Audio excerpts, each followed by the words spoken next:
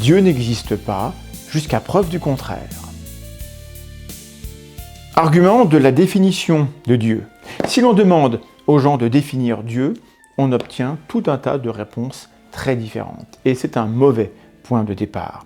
Selon les religions dites du livre, il s'agit d'un être incréé, d'une entité omnipotente, omnisciente et totalement bienveillante. Et d'emblée, on peut voir que ça ne va pas du tout. L'omnipotence. Dieu peut-il créer une pierre si lourde qu'il serait incapable de la soulever? S'il ne peut pas la soulever, il n'est pas omnipotent. S'il ne peut pas la créer, il n'est pas omnipotent non plus. Donc, il y aurait des limites. La logique, en quelque sorte, serait plus forte que Dieu. Deuxième élément, l'omniscience. Un être omniscient, qui sait tout, sur le passé comme sur l'avenir, ne peut pas faire d'erreur. Il ne peut pas changer d'avis, ni même avoir un avis personnel ou une croyance, puisqu'il sait tout.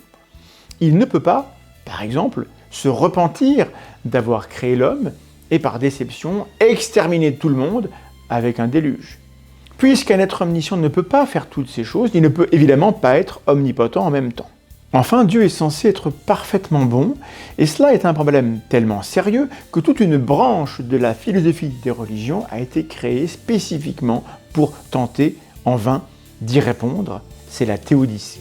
Et de cela, je vous parlerai la prochaine fois. Mais d'ici là, on peut sans risque déclarer